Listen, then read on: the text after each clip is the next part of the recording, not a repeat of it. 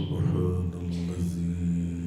أسرى بعبده ليلا من المسجد الحرام إلى المسجد الأقصى الذي باركنا حوله لنريه من آياتنا إنه هو السميع البصير.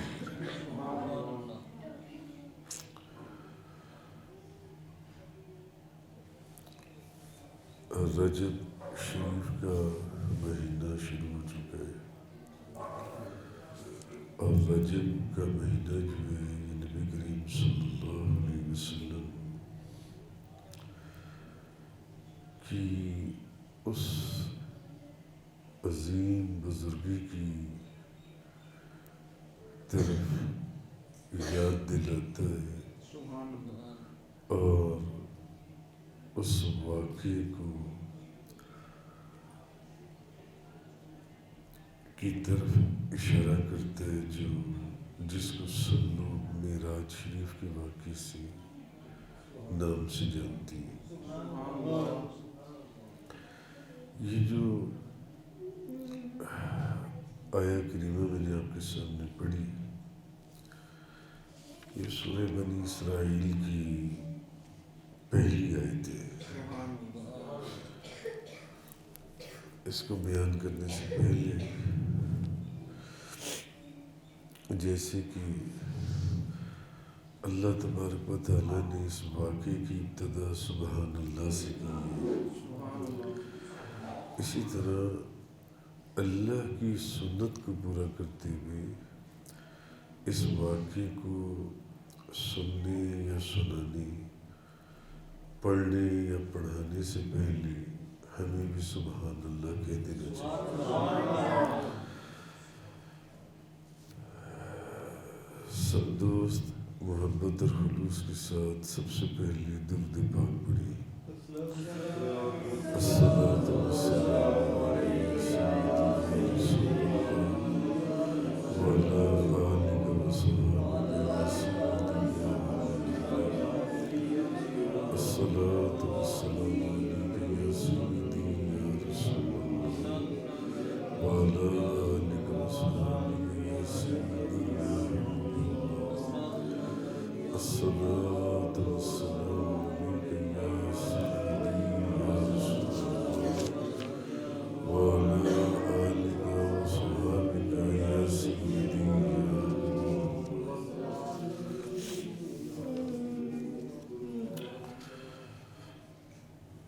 سبحان الذی، ہر عیب سے پاک ہے وہ، اسریٰ بعبدہ لیلا من المسجد الحرام الی المسجد الاقصی. ہر عیب سے پاک ہے وہ جو اپنے مکرم بندے کو رات کے ایک قلیل وقفے میں مسجد حرام سے مسجد اقصی تک لے گیا. الذی بارکنا حولہ لنریہ من آیاتنا، جس کے ارد گرد ہم نے برکتیں دی ہیں تاکہ ہم اس عبد مکرم کو اپنی بعض نشانیاں دکھائیں. انہ هو السمیع البصیر، بے شک وہی بہت سننے والا اور بہت دیکھنے والا ہے. تو واقعے کی ابتدا جیسے کہ اعلیٰ حضرت فرماتے ہیں کہ اس رات تو حضور کو ایسے جیسے ایک دلہا کو بنا کر سجا کر لے کر جایا جاتا ہے. تو اور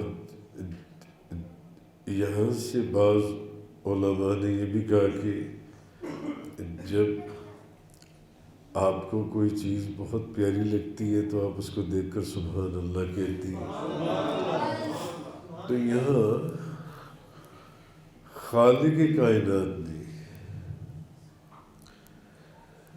محبوب کائنات کو، جو اس ساری کائنات کے محبوب ہیں،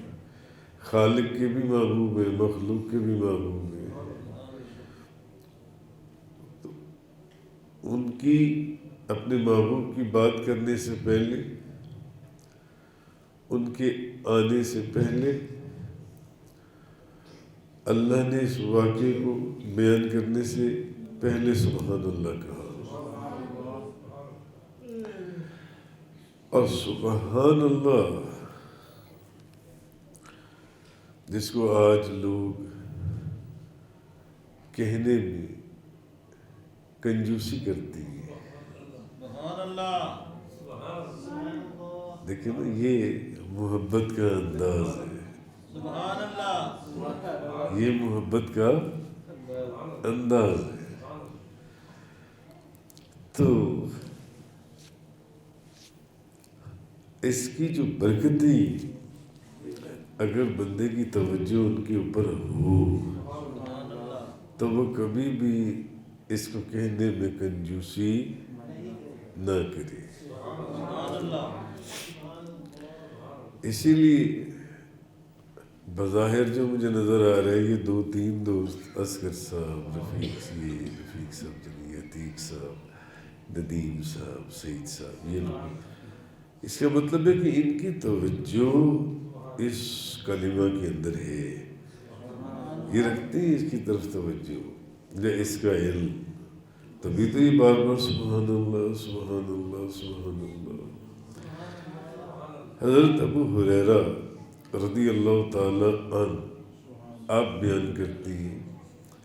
اور حدیث ہے سنن ابو داؤد شریف کی، سنن ابن ماجہ کی، ترمذی شریف کی، اور پھر متفق علیہ حدیث ہے مسلم اور بخاری شریف کی. حضرت ابو ہریرہ رضی اللہ تعالیٰ عنہ فرماتی ہیں کہ جس شخص نے ایک دن میں 100 مرتبہ پڑھا سبحان اللہ و بحمدہ، پڑھی ذرا، سبحان اللہ و بحمدہ، سبحان اللہ و بحمدہ، سبحان اللہ و بحمدہ. ویسے دل تو کرتا ہے کہ یہیں پر 100 دفعہ پڑھ لیں، دل کرتا ہے کہ یہیں پر پڑھ لیں. ایسی پیاری حدیث کہ کیا معلوم موقع پھر ملے نہ ملے. تو جس شخص نے، حضرت ابو ہریرہ فرماتے ہیں، جس شخص نے ایک دن میں 100 مرتبہ یہ پڑھا سبحان اللہ و بحمدہ، تو اس کے گناہ مٹا دیے جاتے ہیں، بھلے اس کے گناہ سمندر کے جھاگ سے بھی زیادہ ہوں.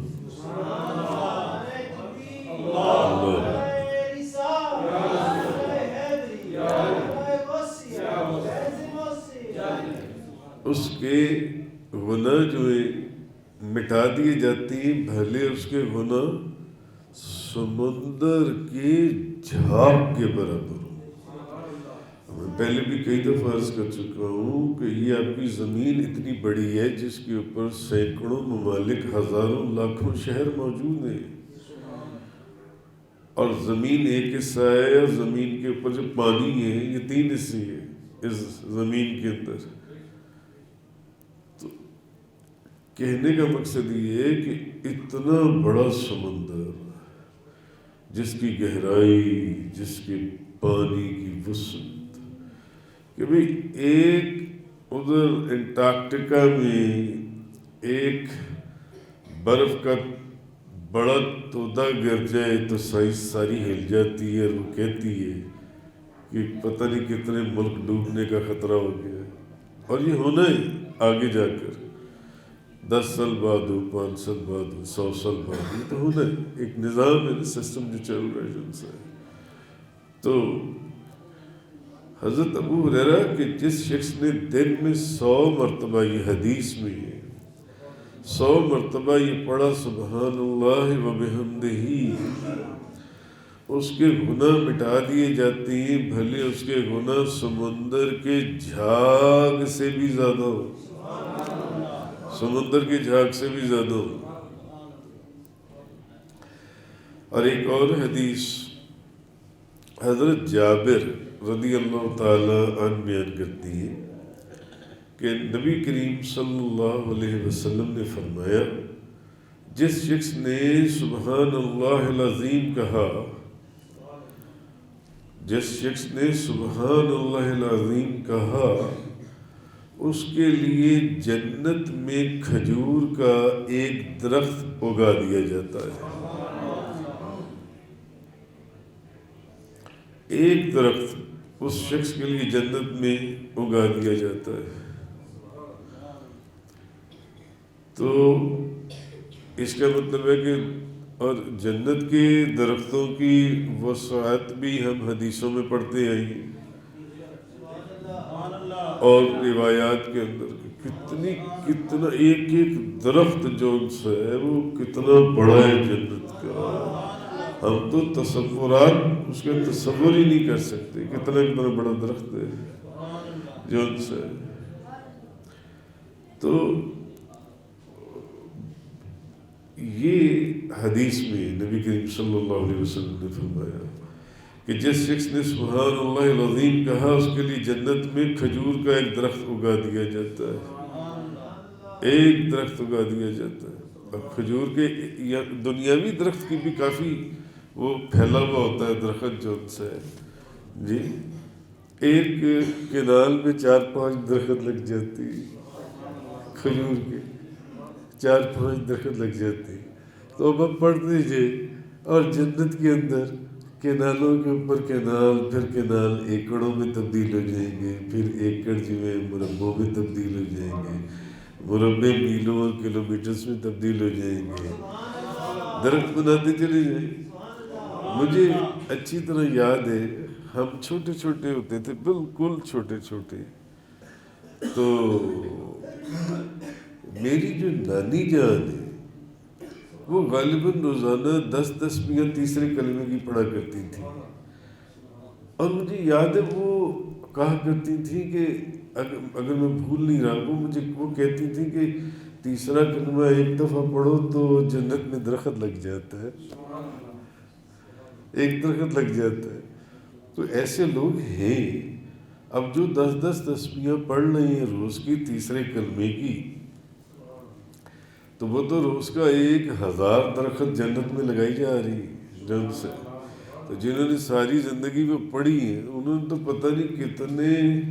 100 200 500 1000 کلومیٹر کے جو سے ہیں جنت کے اندر. اور جنت کا کلومیٹر یہ دنیاوی کلومیٹر والا حساب نہیں ہے، وہاں کا تو ایک درخت جن سے شاید آپ کی زمین سے بڑا درخت ہوگا جن سے، اس پوری زمین سے. تو بہرحال حضرت ابو ہریرہ ایک اور حدیث میں حضرت ابو ہریرہ رضی اللہ تعالی عنہ بیان کرتی کہ نبی پاک صلی اللہ علیہ وسلم نے فرمایا، 2 کلمے زبان پر ہلکے ہیں، میزان میں بھاری ہیں، اللہ کے نزدیک محبوب ہیں. حضور نے فرمایا 2 کلمے، سبحان اللہ و بحمدہ سبحان اللہ العظیم،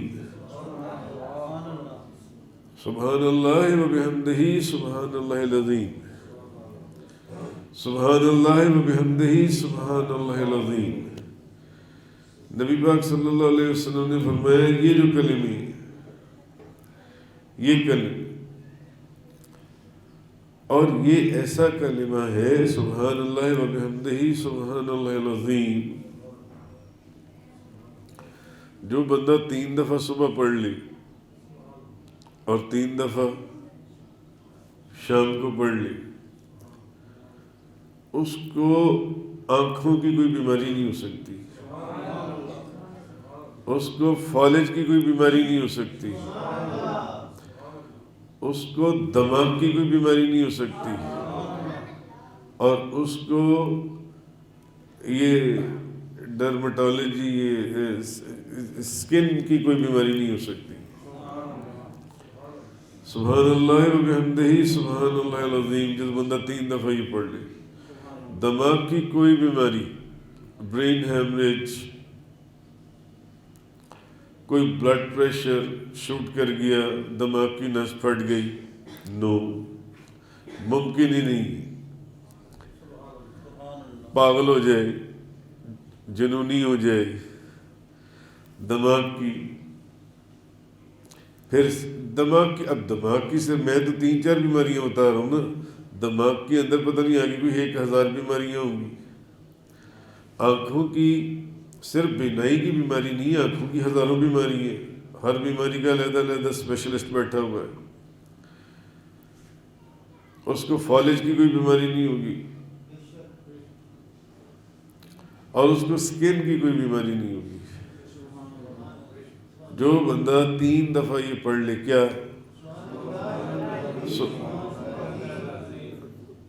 سبحان اللہ و بحمدہ سبحان اللہ العظیم، یہ بڑا زبردست مجرب عمل ہے۔ حضرت سمرہ بن جندب رضی اللہ تعالیٰ عنہ فرماتے ہیں کہ نبی پاک صلی اللہ علیہ وسلم نے فرمایا، اللہ کے نزدیک سب سے محبوب کلام 4 ہیں، سبحان اللہ والحمد للہ ولا الہ الا اللہ واللہ اکبر۔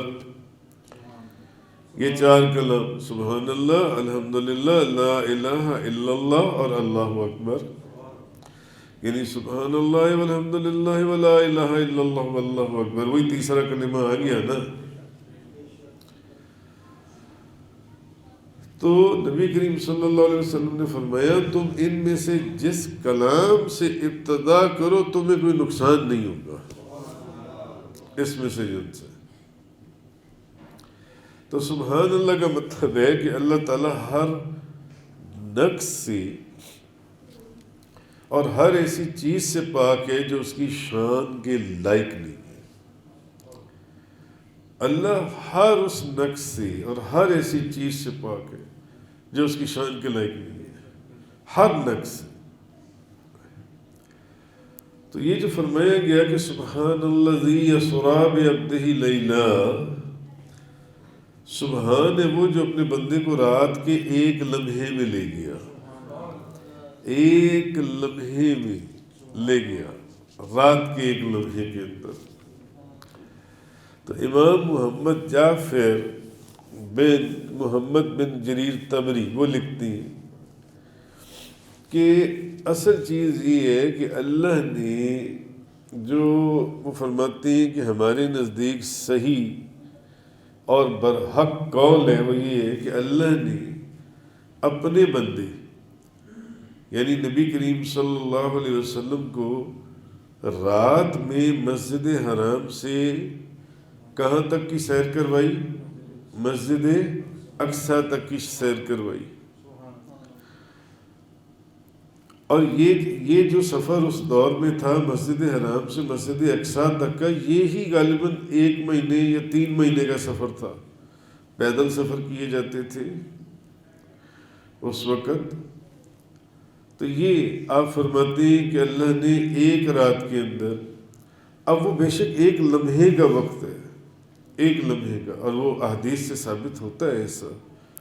مسجد حرام سے مسجد اقصیٰ تک کی سیر کروائی، اور احادیث میں ہے کہ اللہ نے اپنے رسول کو، اپنے اس عبد مکرم کو براق کے اوپر سوار کروایا، اور آپ نے مسجد اقصیٰ میں انبیاء، نبیوں اور رسولوں کو نماز بھی پڑھائی۔ نبی پاک صلی اللہ علیہ وسلم نے تمام نبیوں کو، تمام رسولوں کو نماز پڑھائی مسجد اقصیٰ کے اندر، اور پھر اللہ نے آپ کو بہت سی نشانیاں دکھائیں۔ تو وہ فرماتے ہیں کہ جس شخص نے یہ کہا کہ صرف آپ کی روح کو معراج کرائی گئی ہے اور یہ جسمانی معراج نہیں تھی، یہ بات غلط ہے، یہ بات غلط ہے، یہ بات صحیح نہیں ہے۔ کیونکہ بعض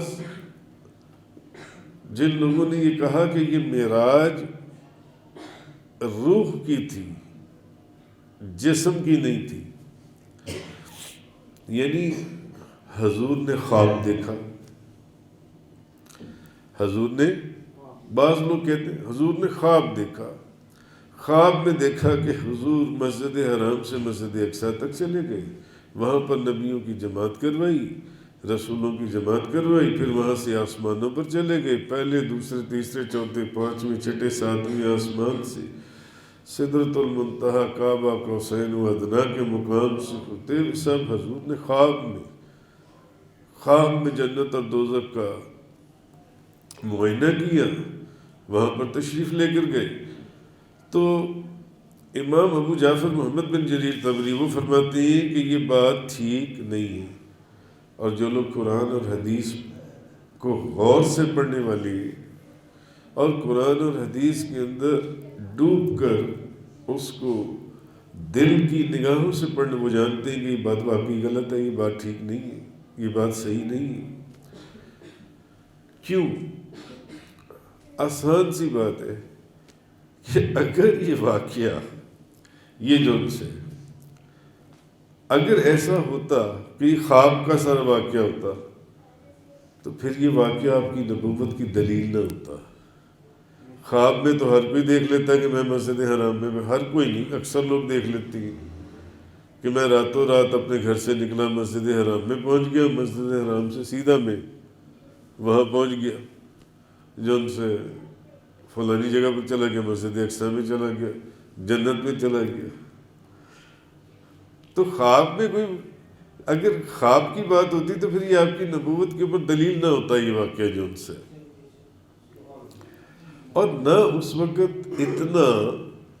ایک مسئلہ کھڑا ہوتا۔ اگر خواب کا واقعہ ہوتا، اگر خواب کا واقعہ ہوتا تو کافروں نے بھی انکار کرنا تھا، ٹھیک ہے خواب میں ہو کر آئی ہے نا،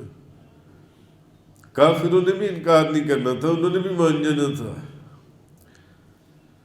جو منکر تھے آپ کی نبوت کے، وہ بھی اس کا اقرار کر لیتے کہ ہاں واقعی یہ تو خواب کا واقعہ، ٹھیک ہے کوئی بات نہیں، اس کا کوئی انکار نہ کرتا۔ تو کہنے کا مقصد یہ ہے کیونکہ خواب کے اندر کسی عجیب و غریب چیز کو دیکھنے پر کسی کو حیرت نہیں ہوتی، ایسا ہی ہے نا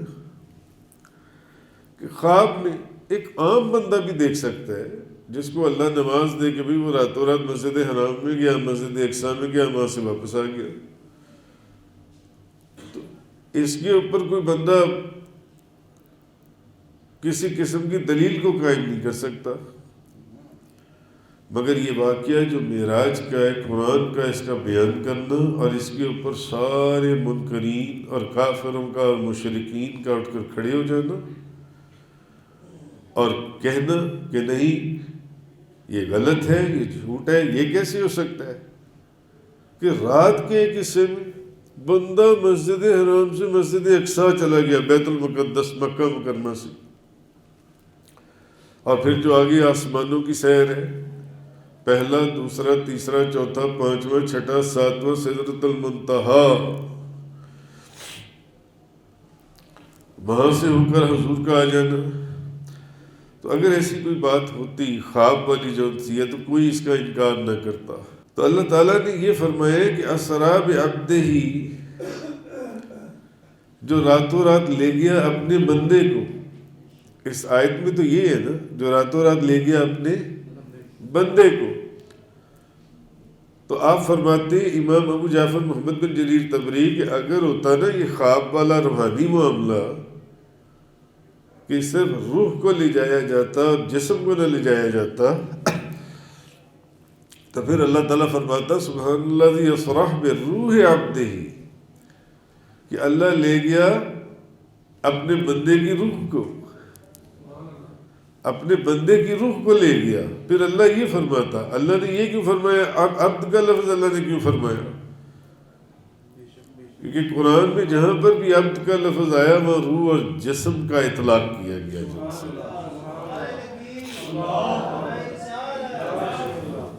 تو پھر نبی پاک صلی اللہ علیہ وسلم کا اب وہ جو احادیث آتی ہے کہ حضور براق کے اوپر بیٹھے، جبریل علیہ السلام آئے اور انہوں نے حضور کو براق کے اوپر بٹھایا، تو یہ بھی جسمانی معراج کو ثابت کرتا ہے، کیونکہ روح جو ہے وہ کسی براق کے اوپر بیٹھنے کی محتاج نہیں ہے. یہ بھی جسمانی معراج کو ثابت کرتا ہے، کیونکہ کسی سواری کے اوپر سوار ہونا جو حدیث میں آیا ہے کہ براق لایا گیا اور حضور کو براق کے اوپر بٹھایا گیا، یہ جسم کا تقاضا ہے نہ کہ روح کا تقاضا ہے، نہ کہ روح کا تقاضا ہے، یہ جسم کا تقاضا ہے. تو اس سے بھی یہ بات ثابت ہوتی ہے کہ یہ جسمانی معراج تھی. اور سب سے بڑی بات یہ کہ بھئی اگر نبی کریم صلی اللہ علیہ وسلم نے صرف یہ بات معاملہ خواب کا ہوتا، اگر یہ معاملہ صرف خواب کا ہوتا کہ روحانی طور پر آپ تشریف لے کر گئے ہیں، تو پھر منکرین اور مشرکین اور کافر یہ آپ کے سامنے کیوں کھڑے ہوتے؟ یہ تو سارے کھڑے ہی اس لیے ہوئے تھے کہ ابو جہل کیوں نبی کریم صلی اللہ علیہ وسلم حضرت ابو بکر صدیق کو لے کر نبی پاک صلی اللہ علیہ وسلم کے آستانہ مقدس کے اوپر گیا. اس نے کہا، ابو جہل نے حضرت ابو بکر صدیق کو کہ ابو بکر یہ بتاؤ کہ اگر جن کو تم اپنا نبی، اپنا پیشوا، اپنا محبوب کہتے ہو، اگر وہ اس طرح کی بات کریں کہ میں راتوں رات میں مکہ مکرمہ سے مسجد اقصیٰ تک میں چلا گیا، وہاں میں نے جماعت بھی کروائی اور اوپر سارا، کیا تم ابو بکر پھر بھی ان کی تصدیق کرو گے؟ انہوں نے کیا کہا؟ انہوں نے کہا چلو میں پہلے ان کے اپنے کانوں سے سنوں کہ واقعی وہ یہ فرما رہی ہیں. ایک حیران کن بات تھی کہ یہ کیسے ہو سکتا ہے، یہ کیسے ہو سکتا ہے جب نہ کوئی رکشے تھے، نہ بسیں تھیں، نہ ٹرینیں تھیں، نہ کوئی جہاز تھے. کوئی بندہ آپ کو کہے کہ میں راتوں رات کراچی سے ہو کر آ گیا تو آپ مان جاؤ گے؟ نہیں مانو گے، کسی صورت میں نہیں مانو گے. ابو جہل نے کہا کہ بھئی تمہارے نبی، تمہارے پیشوا، تمہارے رسول یہ فرما رہے ہیں، کیا اب بھی ان کی تصدیق کرو گے؟ یعنی ابو جہل کو یقین تھا کہ آج میں ضرور بھی کامیاب ہو جاؤں گا، حضرت ابو بکر کو نبی پاک صلی اللہ علیہ وسلم سے توڑ لیں گے، آج میں حضرت ابو بکر صدیق کو بھی توڑ دوں گا. کیونکہ تفسیر کی کتابوں میں آپ نے پڑھا ہے کہ جو منافق تھے، کفار تو کرتے ہی کرتے تھے، جو منافق تھے وہ بھی اپنے رشتہ داروں، اپنے دوست احباب کو باتوں میں ان کو ایسی باتیں، ایسے دلائل دینے کی کوشش کرتے تھے کہ کسی طرح رشتہ دار، دوست احباب جو ان سے وہ نبی پاک صلی اللہ علیہ وسلم کو چھوڑ دیں. یہ منافقوں کا کام تھا. اس کے اوپر میرے بے شمار لیکچرز ہیں، بے شمار لیکچرز سورۃ التوبہ کے اندر. ابو جہل نے کہا، ابو بکر کیا ابھی بھی تم ان کی تصدیق کرو گے جو یہ کہہ دے کہ میں راتوں رات مکہ مکرمہ سے بیت المقدس سے ہو کر آ بھی گیا ہوں، بلکہ یہ نہیں، وہ تو کچھ اور ہی کہہ رہی ہے. ابو بکر نے کہا چلو پھر میرے سامنے میں چلوں نا، میرے سامنے بات، میں اپنے کانوں سے سنوں چل کر، پھر بات بنتی ہے. حضرت ابو بکر صدیق گئے.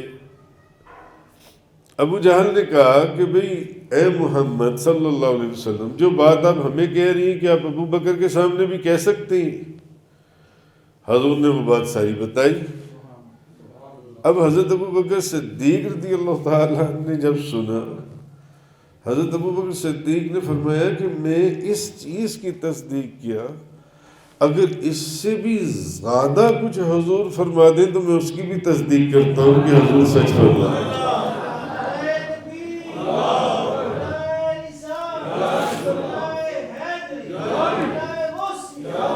کیونکہ حضرت حالانکہ بظاہر یہ کوئی دلیل کوئی چیز ان کے پاس نہیں تھی حضرت ابوبکر کے پاس، مگر اس کے باوجود حضرت ابوبکر صدیق حضور کے ان غلاموں میں سے تھے جو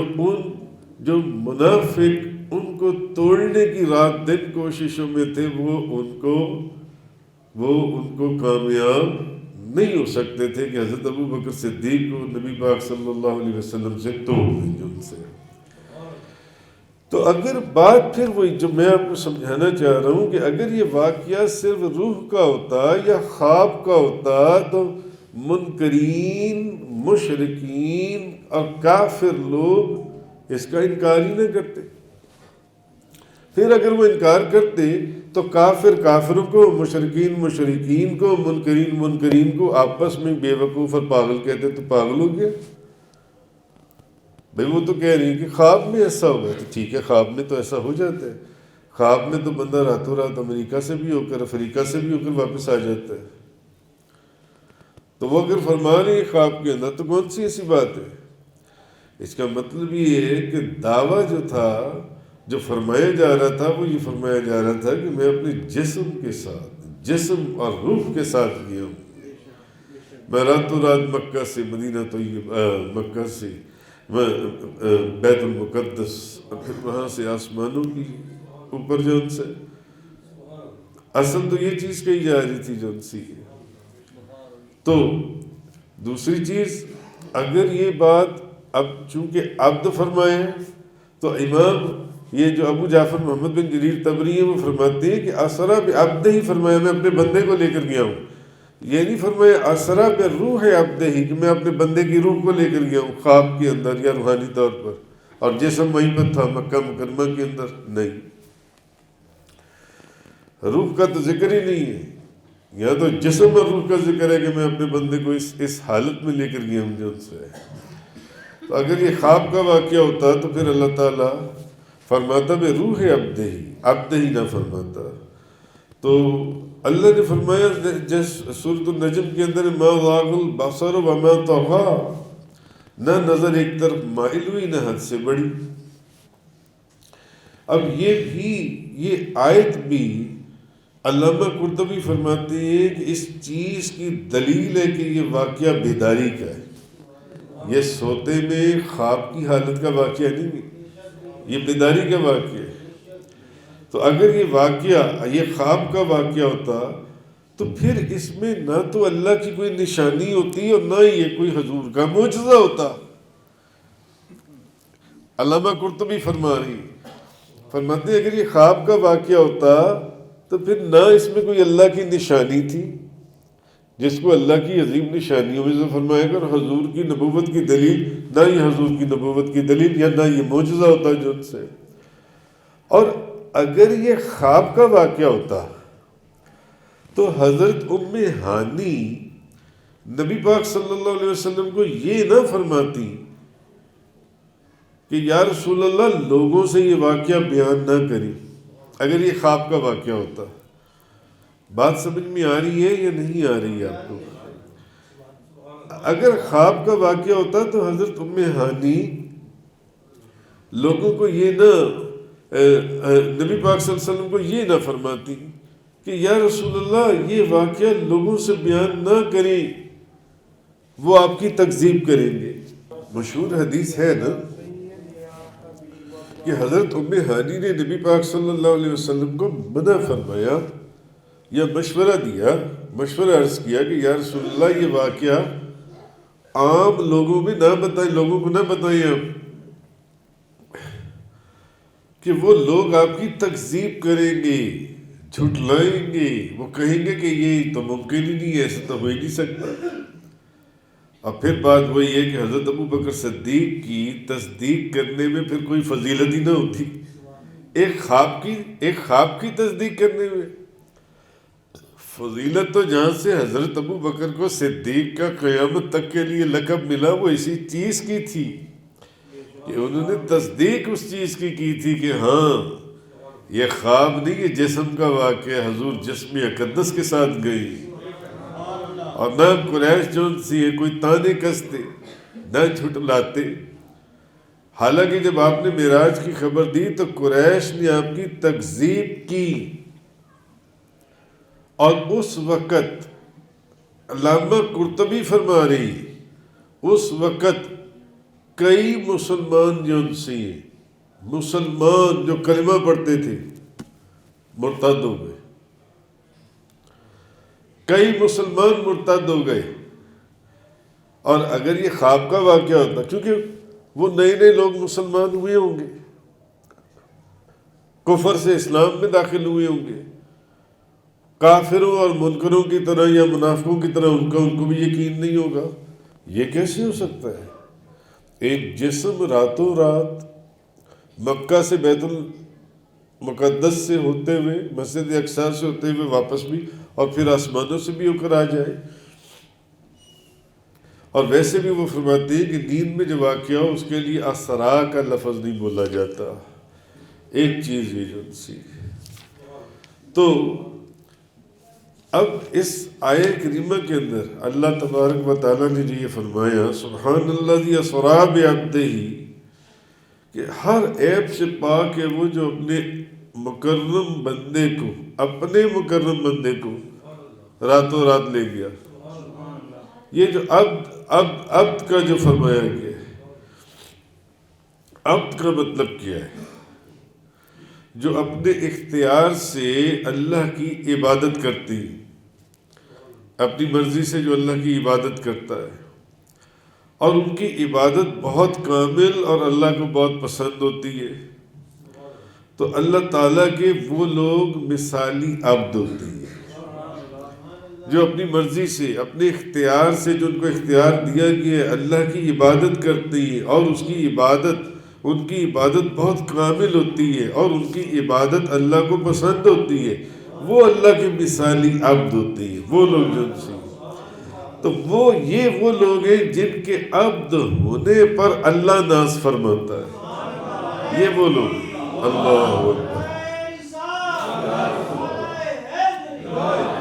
اور فخر سے فرماتا ہے کہ یہ میرے بندے ہیں، یہ میرے بندے ہیں جو ان سے، جیسے کہ سورۃ الحجر کے اندر ان عبادی لیس لک علیہم سلطان، اے ابلیس بے شک میرے بندوں پر تیرا کوئی زور نہیں چلے گا۔ جب اس نے کہا تھا نا کہ بدل دوں گا تیرے بندوں کی حالت کو، اس نے ابلیس نے اللہ کو کہا کہ بدل دوں گا تیرے بندوں کی حالت کو، تو اللہ نے فرمایا، یعنی اللہ نے فرمایا تو بدلے گا، مگر ان عبادی لیس لک علیہم سلطان، اے ابلیس جو میرے بندے ہیں نا ان پر تیرا زور نہیں، ان پر تیرا زور نہیں ہے، وہ انبیاء ہیں، وہ اولیاء ہیں، وہ صالحین ہیں، باقیات الصالحات ہیں، ان پر تیرا زور نہیں ہے، ان پر تیرا زور نہیں ہے۔ اس لیے فرمایا سبحان الذی اسری بعبدہ، سبحان ہے وہ جو اپنے بندے کو راتوں رات لے گیا۔ حضور کو یہ جو فرمانا ہے نا اپنے بندے کو، یہ بہت بڑی بات ہے، بہت بڑی بات۔ تمام انبیاء اللہ کے کامل بندے، کامل عبد ہیں، لیکن نبی پاک صلی اللہ علیہ وسلم اللہ کے کامل ترین عبد ہیں اور محبوب ترین عبد ہیں۔ وہ بندے ہیں جو کامل ترین ہیں اور محبوب ترین ہیں جو سے ہیں۔ تو ایک سوال یہ بھی ہے کہ یہاں پر رسول کا ذکر کیوں نہیں کیا، عبد کا ذکر کیوں کیا؟ یہ بھی تو کہا جا سکتا تھا کہ پاک ہے وہ ذات جو اپنے رسول کو لے گیا راتوں رات، فرمایا نہیں اپنے بندے کو لے گیا راتوں رات۔ تو اس کا جواب مفسرین نے لکھا ہے کہ رسول وہ ہے جو اللہ کے پاس سے بندوں کی طرف آتا ہے، اللہ کے پاس سے بندوں کی طرف آتا ہے، اور عبد وہ ہے جو بندوں کی طرف سے اللہ کی طرف جاتا ہے۔ عبد وہ ہے جو بندوں کی طرف سے اللہ کے پاس جائے۔ تو یہ رات اللہ کی طرف سے بندوں کے پاس آنے والی نہیں تھی، یہ موقع تھا آج کی رات کا کہ بندوں کے پاس سے اس کا بندہ اس کے پاس جا رہا تھا، اس کے پاس جا رہا تھا، یہ اللہ کی طرف جانے کا موقع تھا۔ اس لیے یہاں پر رسول کا ذکر نہیں کیا، عبد کا ذکر کیا، عبد کا ذکر کیا جن سے۔ اور ایک وجہ یہ بھی ہے کہ آپ کو محض عبد نہیں فرمایا بلکہ فرمایا عبد ہی، یعنی اس کا بندہ۔ اب عبد تو ہزاروں ہیں، عبد تو ہزاروں ہیں، عبد تو دنیا میں ہزاروں ہیں، لیکن کامل عبد وہ ہے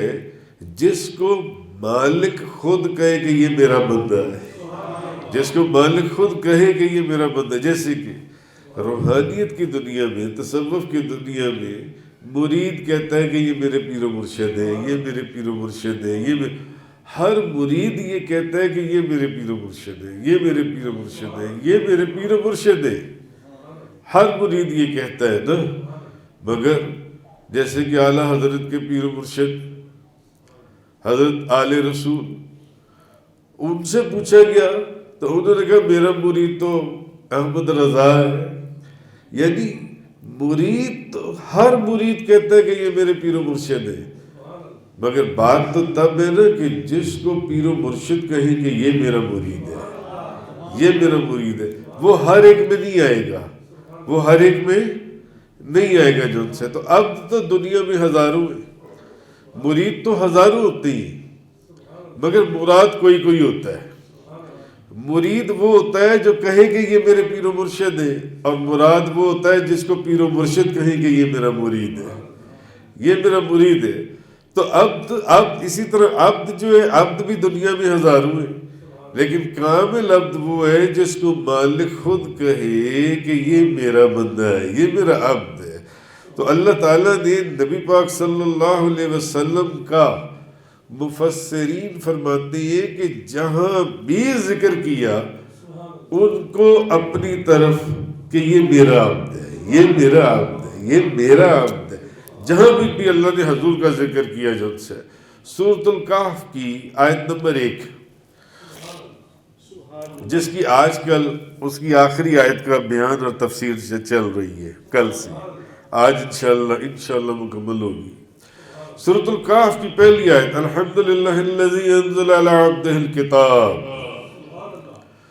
اللہ ہی کے لیے سب تعریفیں ہیں جس نے اپنے بندے پر کتاب نازل کی،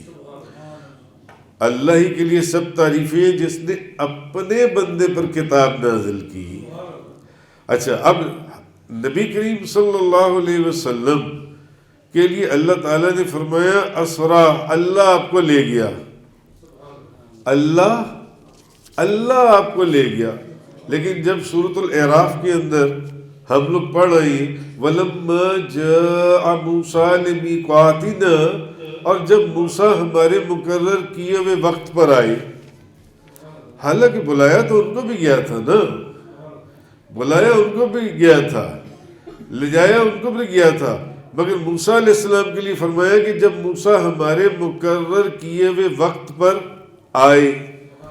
مگر نبی کریم صلی اللہ علیہ وسلم کے لیے فرمایا کہ اللہ آپ کو لے گیا، اللہ آپ کو لے گیا۔ لیکن موسیٰ علیہ السلام کے لیے فرمایا جب وہ ہمارے جو ہم نے وقت مقرر کیا تھا وہ اس پر آئے۔ اور ابراہیم علیہ السلام کے لیے فرمایا بے شک میں اپنے رب کی طرف جانے والا ہوں، وَقَالَ إِنِّي ذَاهِبٌ إِلَىٰ رَبِّي، ابراہیم نے کہا بے شک میں اپنے رب کی طرف جانے والا ہوں۔ حضرت موسیٰ خود گئے، ابراہیم بھی خود گئے، لیکن نبی کریم صلی اللہ علیہ وسلم تاجدار انبیاء کو اللہ تعالیٰ لے جانے والا تھا، وہی لے جانے والا تھا اور وہی لانے والا تھا۔ تینوں صورتوں میں کتنا فرق ہے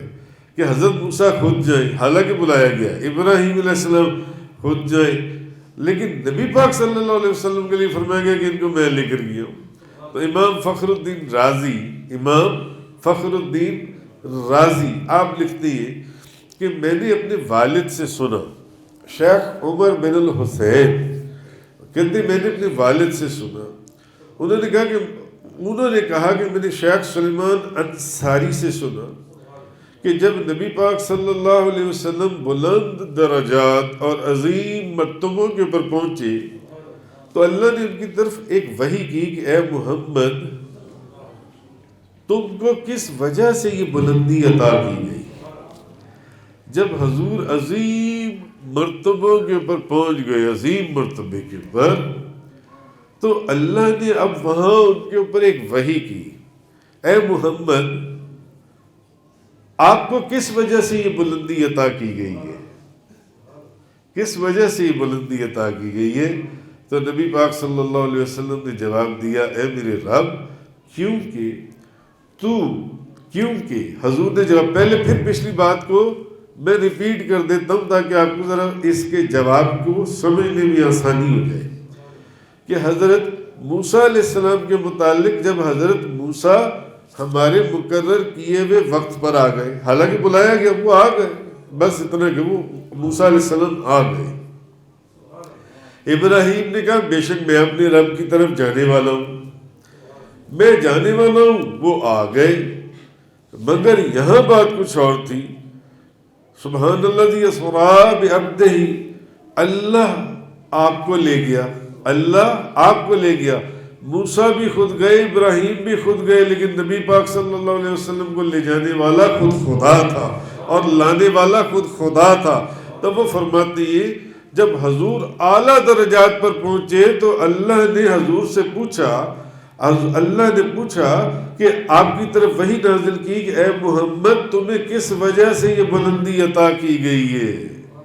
یہ بلندی آپ کو کس وجہ سے عطا کی گئی ہے؟ تو آپ نے جواب دیا، اے میرے رب کیونکہ تو میرے عبد ہونے کو اپنی طرف منسوب کرتا ہے، اور کوئی کسی کو اپنی طرف منسوب اسی وقت خود سے کیا جاتا ہے کہ جب اس کے اوپر فخر ہو، اس کے اوپر ناز ہو۔ جیسے کہ میں نے آپ کو مثال دی کہ اب تو پھر ہزاروں لاکھوں کروڑوں اربوں ہیں، مگر ایک عبد وہ ہے جس کو وہ کہے کہ یہ میرا عبد ہے۔ مرید تو ہزاروں لاکھوں ہے، مگر مراد وہ ہے جس کو پیر و مرشد کہے کہ یہ میرا مرید ہے۔ وہ ہزاروں لاکھوں میں ایک ہوتا ہے، جو ان سے وہ ہزاروں لاکھوں میں ایک ہے۔ تو نبی پاک صلی اللہ علیہ وسلم نے جواب دیا کہ یہ بلندی جو مجھے عطا کی گئی ہے، اب یہاں پر بھی اگر دیکھیں تو نبی پاک صلی اللہ علیہ وسلم آپ کی جواب کے اندر بھی ایک عاجزی اور ایک انکساری جو اللہ نے آپ کو تعلیم عطا فرمائی ہوئی تھی۔ حضرت نے فرمایا اے میرے رب کیونکہ تو میرے عبد ہونے کو اپنی طرف منسوب کرتا ہے، یعنی میں رسول ہوں، تو نے مجھے رسول بنایا، تو نے مجھے نبیوں کا سردار بنایا، مجھ پر نبوت کو ختم فرمایا، نہیں، حضور نے فرمایا اس لیے کہ تو